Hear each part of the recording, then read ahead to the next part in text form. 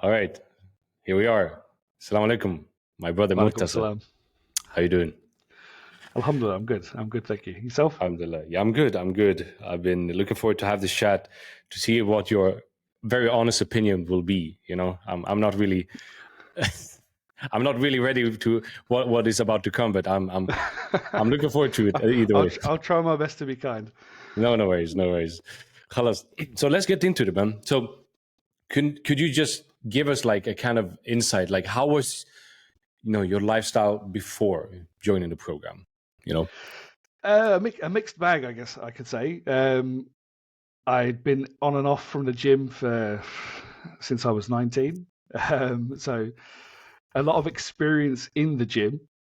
However, more recently, it was a bit of a struggle to maintain that consistent level of going to the gym regularly. So there was a lot of go to the gym, be really kind of motivated and enthusiastic for a few weeks, and then something might happen. You get unwell or you get caught up busy with work and things, and then there wasn't the kind of motivation to carry on after that kind of break. Right. And then diet-wise, again, a very mixed kind of affair.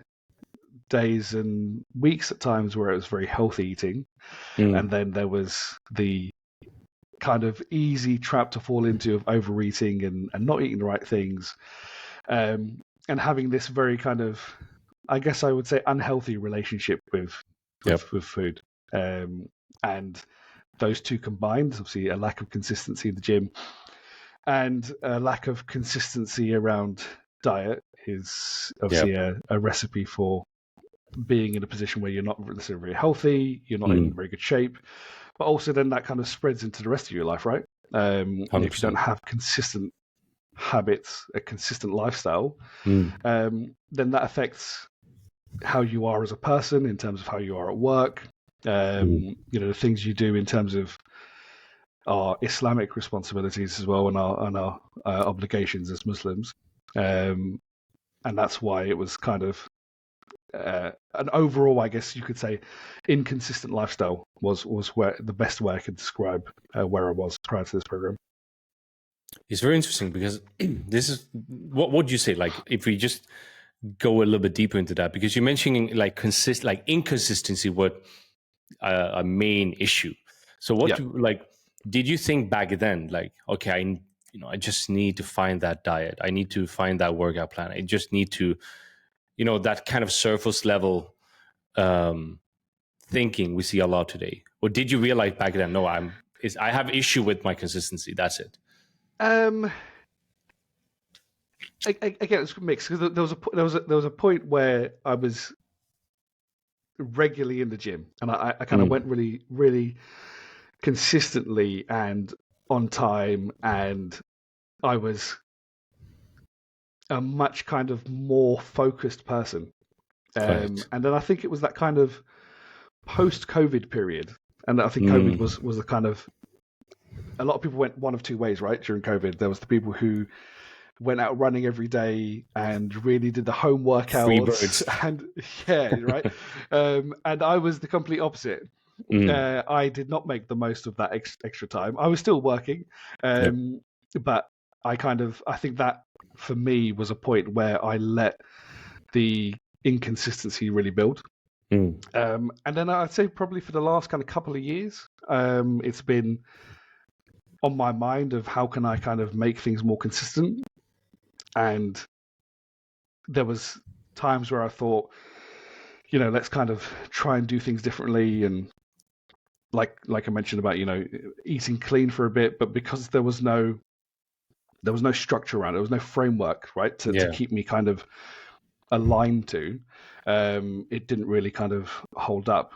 And I think one of the things that I did recently, and I know we spoke about it before, was I started taking Arabic classes, and that kind of reconnection with learning the Quran properly, with a kind of an actual understanding, but then also trying to learn the Arabic language at the same time. And I think that was, for me, the kind of first step that I took initially myself to kind of build something consistent, a regular occurrence of something that I was doing to better myself.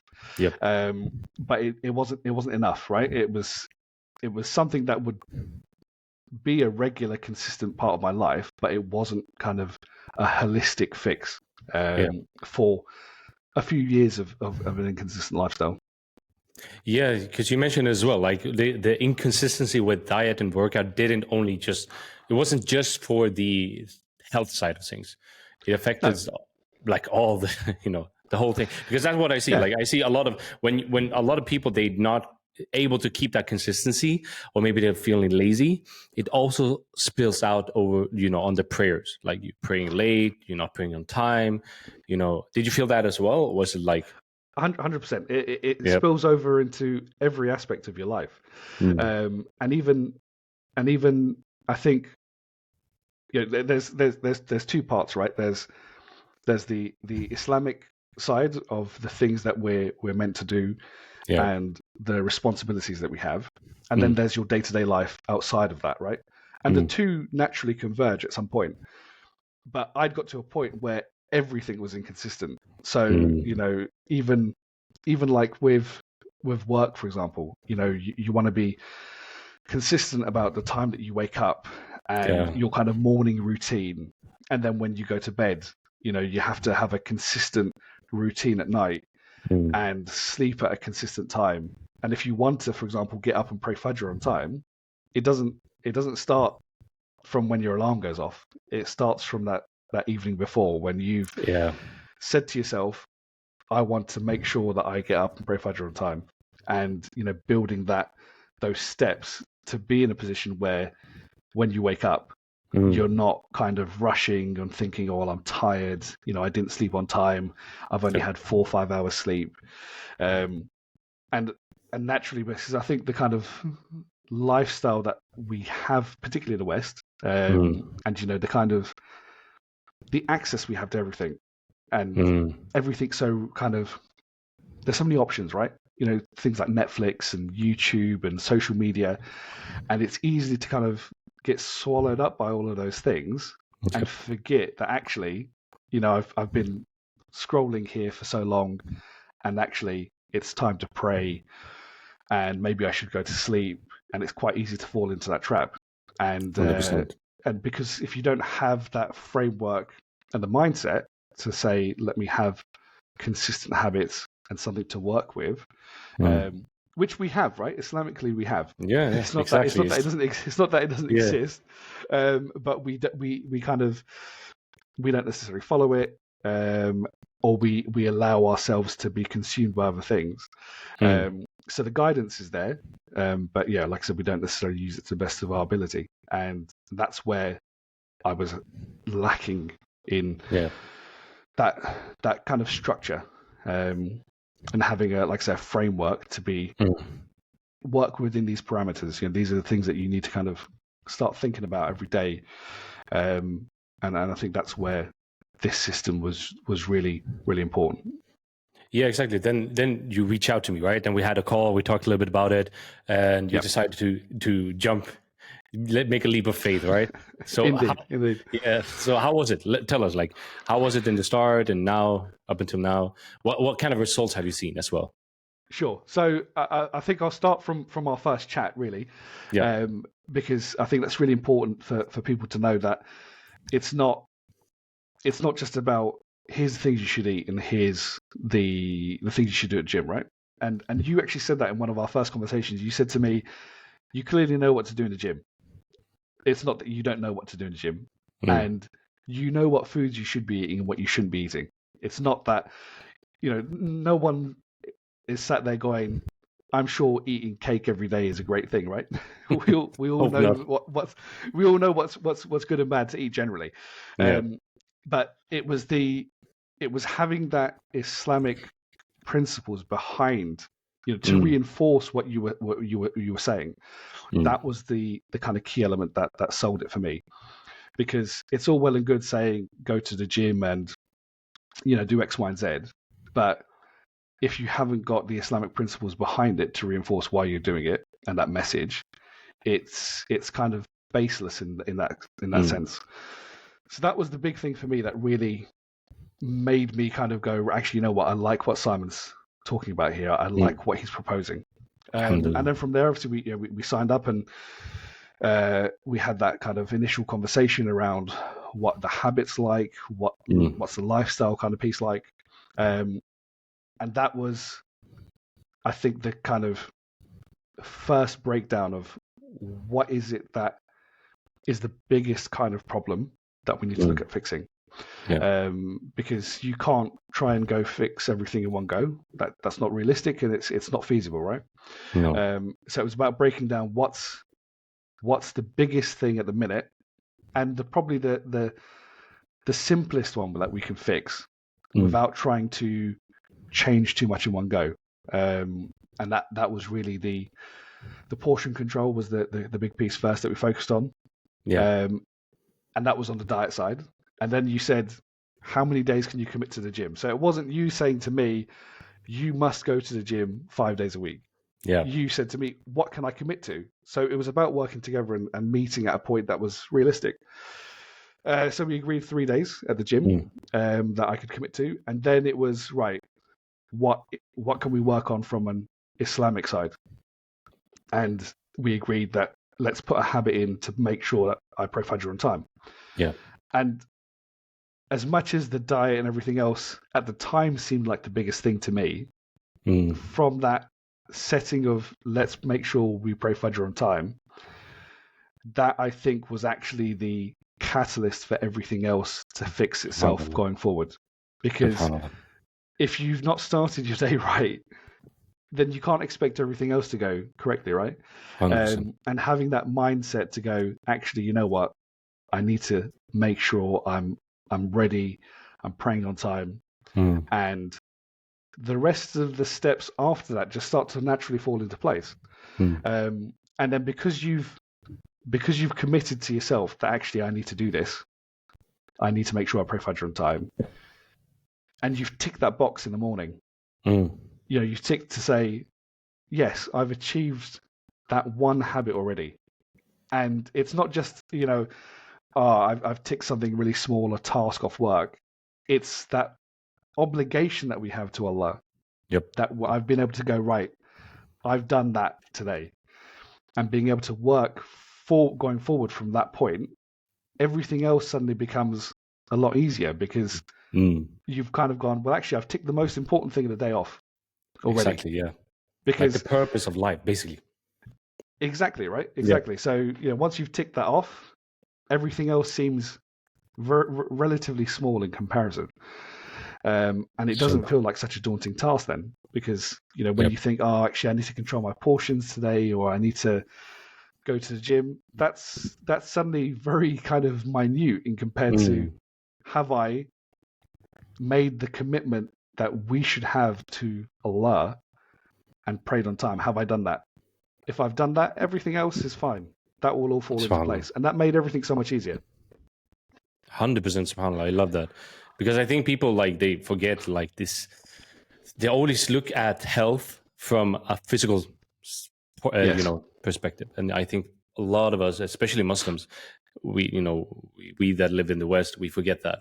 There's a spiritual side as well. There's a mental side as well. But let us, go into numbers. So how long have we done the program? I didn't actually check before. I think this is week 7 ending or week 8. Yeah, I was thinking 2 months something, right? Yeah, I think 2 months. Yeah. Okay, so let's. What did you at what weight did you start in when you started your first day? So I started at just over 111. 111, yeah. Yeah. And the lowest I've reached on this was I was in the 105s. Yeah. And I'm currently in the 106s. And I know obviously we've had discussions around, and I guess we might come on to that, but that's where the weekly check-in calls that we have really help, because it was kind of like, right, okay, everything's going really well, and we made adjustments, so injuries, things like that, and that was really good to have that kind of real-time change to compensate for where there's other things that are going to limit, let's say gym or nutrition, things like that. But again, going, right, okay, I've hit a bit of a roadblock here. I'm kind of stuck at this 106 point. and how can we kind of work on that? But it's not just going, right, actually, you need to go to the gym more, you need to walk more, etc. It's about finding the underlying issues and having a coach that actually has the experience of being able to say, right, well, actually, I've worked with people who have been in this scenario, and let's understand what is it that's preventing you from kind of taking that step further to lose more weight. And then we spoke obviously about the kind of food behaviors, and where actually there's certain things that I'm eating which I can still eat, but I need to compensate for those by adjusting the rest of my day. And again, if I didn't have yourself to work with here, I'd have probably got to this point and gone, I'm stuck now, and nothing's changing. And I'd probably fall back to what I was doing, right? Because you start to hit that roadblock and you can't work out how to get around it or over it. And having that support and being able to say, I'm stuck here, what can we do to change it? And having your knowledge to reinforce that is where it prevents me from going back off track. Exactly. It's like if you imagine like you're going on a trip, right? You're going from destination A to B, right? And you gotta pick multiple different vehicles to do that, right? You need to get a taxi, a cab to the airport. You get to the airport. You get to your destination. Like you're still moving from point A to B, but through different vehicles, right? And it's almost the same thing because some people they get stuck at the airport and they'll realize, okay, I need to get on the plane. Right. So it is like kind of the same thing. So when you get stuck, most people, what they do two things. Like you said, the first thing is like either give up and just go back or just do more of what you already been doing, which might work, but you will crash eventually. Yeah, 100%. Yeah. You can't just go, actually, I'm not losing any more weight. I need to just start going harder at the gym. Because that might make you stronger, for example. Yeah. But actually, if your underlying issue is you're still eating the wrong foods, then you're not fixing the other problems there, right? Yeah, exactly. And that's where being able to have that conversation with you, and you being able to go, well, actually, we've had this scenario before, and here's the options that we have, and here's things that we can tailor to you. Because not like you've said many times in conversations we've had, what works for me won't necessarily work for everyone else, right? Yep. In terms of. And I don't mean in terms of like a system, but in terms of here's foods that I like and I eat and I can have without gaining weight. That might not be the case for someone else, right? Someone might not like particular foods or they can only commit 2 days to the gym. So having that tailored kind of approach, but still works within the framework of that system, that's the kind of really, really important bit. Awesome. Yeah, I like that. And that brings actually to ties in very well with the last question I have actually. Like what kind of advice would you give to people who they are in the same spot as you were before the program, right? They feel stuck, they feel they're trying everything, they're giving up, consistency. Yeah. What kind of advice would you give them? I think firstly, they should definitely reach out to you and have a conversation. I think that's important because of all the coaches that I came across on like Instagram and there wasn't anyone else apart from yourself that really focused on let's put the Islamic elements at the core of everything else that we're doing. And I think that's the bit that a lot of us kind of sometimes forget that yes, it's great having a coach who can tell you what to do in the gym, which is great if you're, let's say, a complete novice and you've never been in a gym before, or you want to build muscle. But the key foundation for us is what we're doing based on Islamic principle. Yeah. And if we're not working on that as our kind of primary goal to build everything else, then I think we're missing kind of a trick there. So yeah, I'd say if someone else is in a position where they don't have consistent habits, they don't have a consistent lifestyle, and actually they are looking to reconnect with their faith, reconnect with Islam and understand the principles that Islam teaches us, the guidance that's already in place, but a lot of us necessarily don't know or understand, then reach out, because it's all well and good going to the gym 5 days a week, But if you're not, like we said, praying on time, or maybe missing prayers, or you might even have just little knowledge of Islam, and there's nothing wrong with that, right? I'm not saying, Yeah, no, I'm not calling anyone out for everyone's at a different point in their life and everyone's on a different journey. of But course. if you're in that position, then why not have that chat with you? Because just some of the things that we spoke about when you had the live session a few weeks ago about Hadith Jibreel, Yeah, that was a lesson for me, right? That was something that I wasn't familiar with, and it was great to have something like that to reinforce everything that we've been working on for the last 8 weeks, and I think that's really, really important. Mashallah. I'm surprised. It went much better than I thought in the beginning. I thought giving me some constructive feedback, as you said. But I like that. I really like that, and I'm looking forward. Like, it's only been 2 months, right? Like, a lot of things can happen in the next few months, so we just keep on working on it, and maybe we do another one. Yeah, like we can see what happened. We can see. We can see how things hopefully, inshallah, improve. Yeah. Amazing. Okay, I don't want to make this one too long. So, Murtaza, my brother, I really appreciate you took your time. Jazakallah khair. And I pray that all of us we get closer to what makes Allah, what pleases Allah in actions and in speech, and make us enter His paradise and get the highest ranks of paradise. Thank you, man. Jazakallah khair. Assalamu alaikum. Wa alaikum salam.